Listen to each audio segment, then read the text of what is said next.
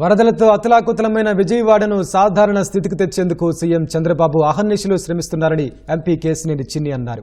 ముంపు ప్రాంతాల్లో సహాయ చర్యలతో పాటు పారిశుద్ధ్య పనులు యుద్ధ ప్రాతిపదికన కొనసాగుతున్నాయన్నారు.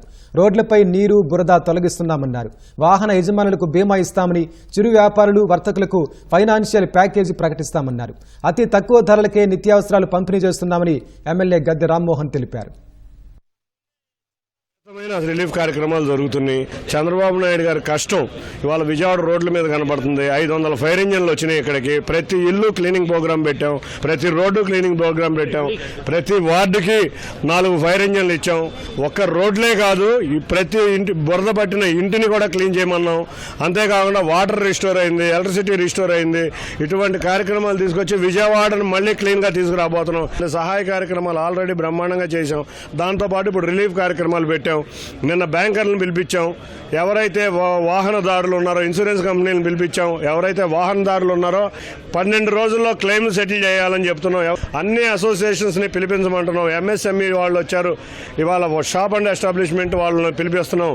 ఎవరైతే వ్యాపారస్తులు నష్టపోయారో లోన్లో మానిటోరియం పీరియడ్ ఇమ్మంటున్నాం. లోన్లో ఎంతో కొంత రిలీఫ్ ఇమ్మంటున్నాం. నిన్న సారు బ్యాంకర్స్ మీటింగ్లో ఒకటే చెప్పారు, ఎవరైతే బ్యాంకర్లు ఉన్నారో మీకు కస్టమర్లు లేకపోతే బ్యాంకు లేదు కాబట్టి కస్టమర్లు చాలా బాధల్లో ఉన్నారు.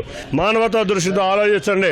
ఎంతో కొంత పైన మీ హెడ్ ఆఫీసులతో మాట్లాడి మీకు ఆర్థికంగా ఎంతో కొంత లోన్లో అమౌంట్ తగ్గించండి, మానిటోరియం పీరియడ్ ఇవ్వండి. అంతేకాకుండా ఇన్సూరెన్స్ కంపెనీలు వారం రోజుల లోపల మొత్తం క్లెయిమ్ సెటిల్ చేయాలి. 12 రోజుల లోపల మొత్తం ఎవరికైనా క్లెయిమ్ అందేటట్టు చేయాలి. అంతేకాకుండా ఇవాళ విజయవాడ నగరంలో మంచినీళ్ళు అన్ని చోట్ల రిస్టోర్ చేయగలిగాం. ఆఖరికి సింగనగర్ కూడా రిస్టోర్ చేయగలిగాం. సచివాలయం దగ్గర వైద్యులను పెట్టాం.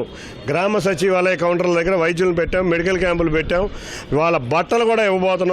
కాబట్టి ఇటువంటి ఎన్నో కార్యక్రమాలు విజయవాడ రోడ్ల మీద జరుగుతున్నాయి. వర్తకులు, చిన్న చిన్న ఉద్యోగస్తులు, కార్మికులు మళ్ళీ వాళ్ళ ఫైనాన్షియల్ ప్యాకేజ్ కూడా వాళ్ళ సాయంత్రం అనౌన్స్ చేయబోతున్నారు సారు. ప్రతి వ్యక్తికి, ఇంటికి కాదు ప్రతి వ్యక్తికి ఫైనాన్షియల్ ప్యాకేజ్ అనౌన్స్ చేయబోతున్నారు. ఇది గొప్ప విషయం. కాబట్టి విజయవాడ వారం రోజుల్లో నార్మల్ స్టేజ్కి రిస్టోర్ కాబోతుంది. వాళ్ళు ఎక్కడికక్కడ సమస్యలన్నీ కూడా తగ్గించడమే కాకుండా నీరంతా కూడా ఎంత ఖర్చు నీరంతా తోడిచ్చే విధానంలో కానివ్వండి, వాళ్ళకి అన్ని సౌకర్యాలు వద్దంటే భోజనం అనే విధంగా సప్లై చేసిన విధానం, వాళ్ళకి కావాల్సిన అన్ని మౌలిక సదుపాయాలు కల్పించడం. ఈ రోజునైతే రైతు బజార్ నుంచి వ్యాన్లు వెళ్ళి ₹2, ₹5, ₹10 మూడే రేట్లు. ఆకుకూరలు ₹2 ఇవ్వాలా, కొన్ని దొండకాయ లాంటి కూరగాయలకి ₹5 ఇవ్వాలా, మిగతా అన్ని కూరగాయలు ₹50, ₹60 ఉన్న కూరగాయలు ₹10 ఇచ్చే విధంగా ఇవాళ నా చేతుల మీద 70 వ్యాన్లు ఈ విజయవాడ నగరానికి డిస్ట్రిబ్యూట్ చేయడం జరిగింది.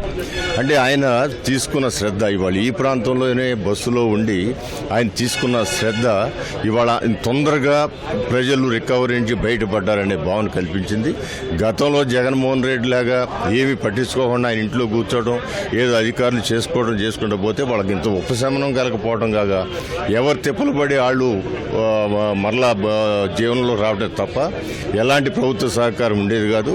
ఇవాళ ప్రతి ఒక్కళ్ళకి కూడా వాళ్ళు ఏది కావాలి అనేది ఇచ్చే విధంగా చంద్రబాబు గారు ఎఫర్ట్ చేశారు. దానికి చంద్రబాబు మనస్ఫూర్తిగా మేము కృతజ్ఞత తెలియజేస్తున్నాం.